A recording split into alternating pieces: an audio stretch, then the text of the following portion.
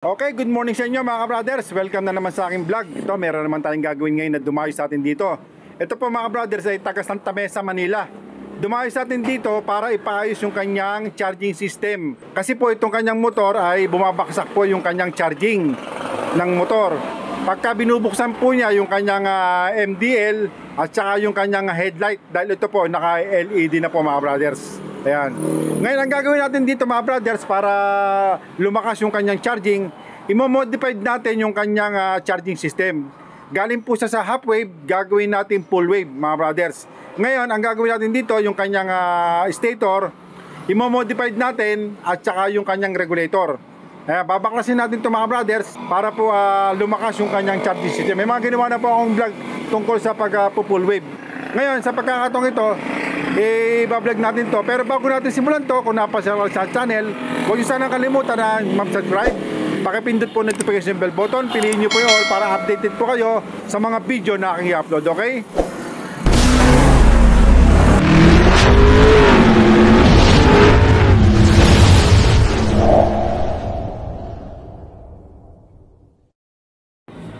Okay mga brothers, to nakabaklas na po yung kanyang stator. Ngayon babaguhin natin to mga brothers. Ay, binaklas na natin sa kanyang magneto. Pati po itong ating regulator ay papalitan natin ng 5 wire na full wave. Okay mga brothers, eto nakabaklas na yung ating stator. Bali ito pong ating magnetic wire at saka itong ating kulay green, puputulin po natin ito mga brothers. Ito po pagduduktungin na natin. Wala po tayong gagalawin dito sa kabilang ito. Ngayon pagdating naman po dito sa ating pulser, kasi po itong ating green na wire na nakakonect to sa ground, dito rin po nakakonect yung ating pulser na ground. Kaya ang gagawin natin dito po sa pulser na kulay ground, ikakat natin at saka ibabody ground natin dito sa ating cover ng ating stator mga brothers. Ngayon, kakat na po natin ito mga brothers.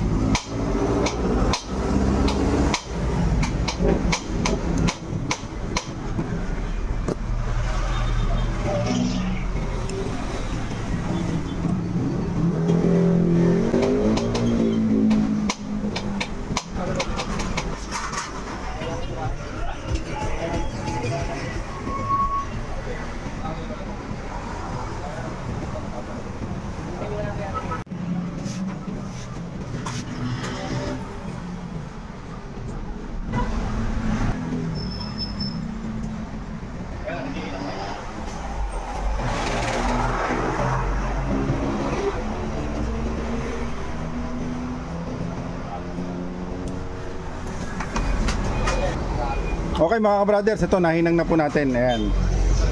Bali ang gagawin natin lang dito mga brothers, iikot ulit natin. Ibabalik natin sa dati.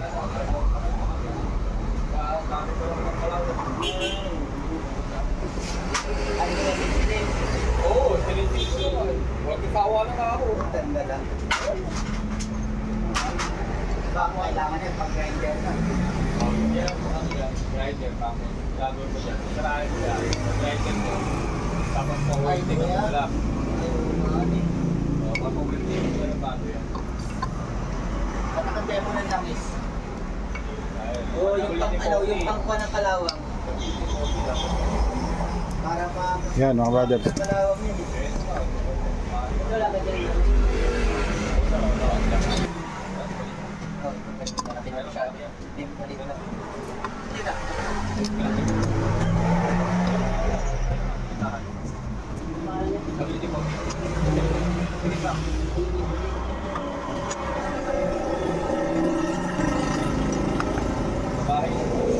Okay mga brothers, yan po nakahinang na po. Tapos pinagduktong natin yung magnetic wire at saka yung kulay green. At saka natin ibinalik sa dati mga brothers. May mga vlog na po ako nito mga brothers. Iba't ibang klase ng motor. Ganto po ang ginagawa kong diskarte. Yung ating wire na ground at saka yung magnetic wire. Yung po yung pinagduduktong ko. Wala na po tayong ginagalaw dito. Ngayon pagdating naman po dito sa ating pulser, ikakat po natin yung kulay green nya. Hahanapin nyo lang po dito yung ating ground sa pulser. Itong kulay green na to. Ito. Ngayon puputulin nyo po ito. Dito na po kayo magputol sa loob. Ito. Yan o.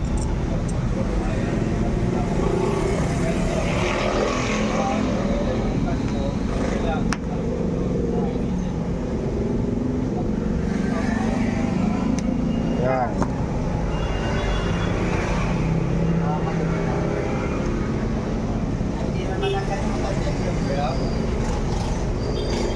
Ngayon, ang gawin po ninyo mga brothers,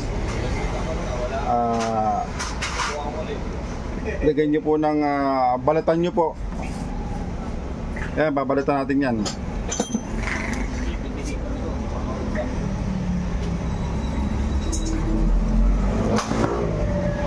Ngayon, yung po tinanggal nyo na ganito mga brothers, eto tinanggal nyo rito, yun po ang ilalagay natin dito sa kabila. Diyan po natin tatap ngayon yan.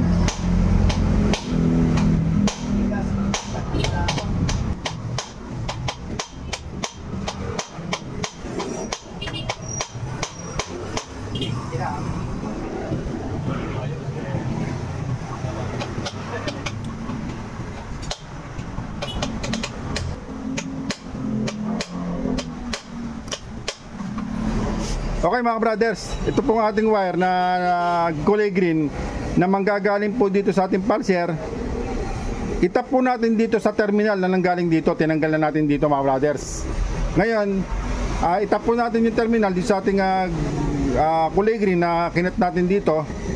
At saka natin i-connect dito sa ating body ground. Kasi nangangailangan po ito ng ground, itong ating pulser.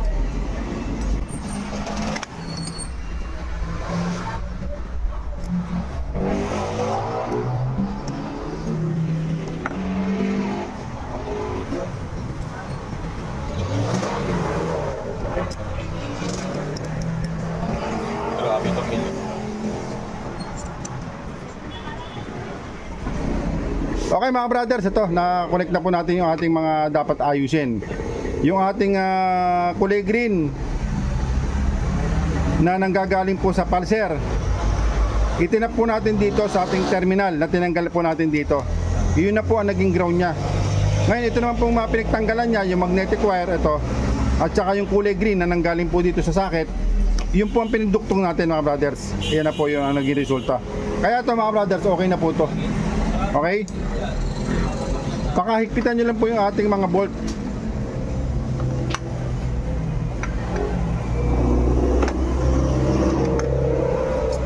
Okay po yan mga brothers.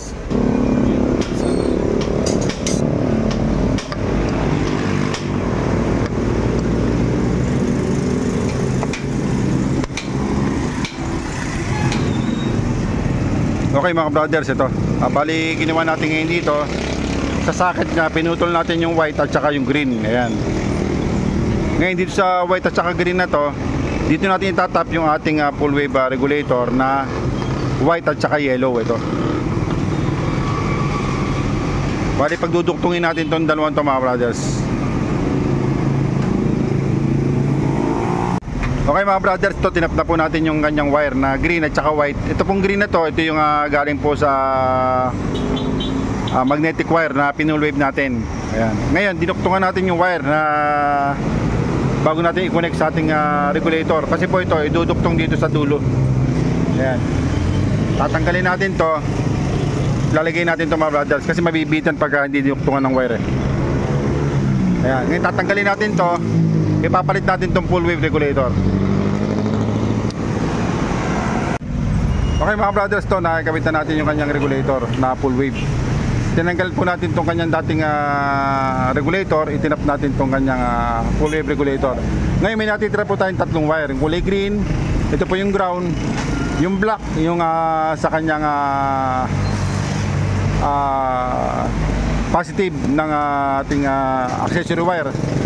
Ito namang ating red, ito po yung ating sa battery, sa charging. Ngayon itatap po natin dito mga brothers sa dati niyang socket. Tatanggalin natin to, saka natin itatap po yan. Yung kulay green ito po yung kulay green na to, itatap natin sa kulay green. Tapos yung kulay red, tatap natin sa kulay red. Ito naman black, itatap natin sa accessory wire. Hanapin natin yung accessory wire nitong ating CB125. Ang accessory wire nito dito natin tatap sa ating ito po, itong ating flasher. Ngayon yung kanina meron pong naiwan na socket at saka itong isang wire. Ito po sa pulser, ito naman sa ground, sa ano po, sa neutral light. Ngayon sasaksak na po natin ito doon, tumawagag. Okay na po dito, okay na rin doon. Bali tatap na natin yung wire. Okay mga brothers, ito naayos na natin yung kanyang wirings. Yung yellow at saka white, ito po yung nakakonect dito sa ating stator na pinurave natin. Ayan. Ngayon, yung tatlong wire na kulay green at saka black, red. Yung green, tinap natin sa dating pinanggalingan niya. Dito po sa ating dating regulator, yung green, pinagtap natin. Ayan. Yung red, ganun din po mga brothers. Dito natin tinap sa dating niyang pinaglagyan. Yung black, tinap natin sa kulay black. Ngayon, yung kulay yellow dito sa ating wire na to, itinap din natin dito sa kulay black na to para maging battery operated itong ating headlight tsaka taillight. Okay? Ngayon, testingin natin ito mamaya mga brothers para malaman natin yung kanyang charging system kung lumakas. Kasi po ito mga brothers, umabot daw lang daw ng 9 kahit bago yung kanyang battery. 9.7, ganyan, 8 volts. Okay? Yan, ganyan lang mga brothers. Okay mga brothers, ito testingin na po natin ang kanyang charging system.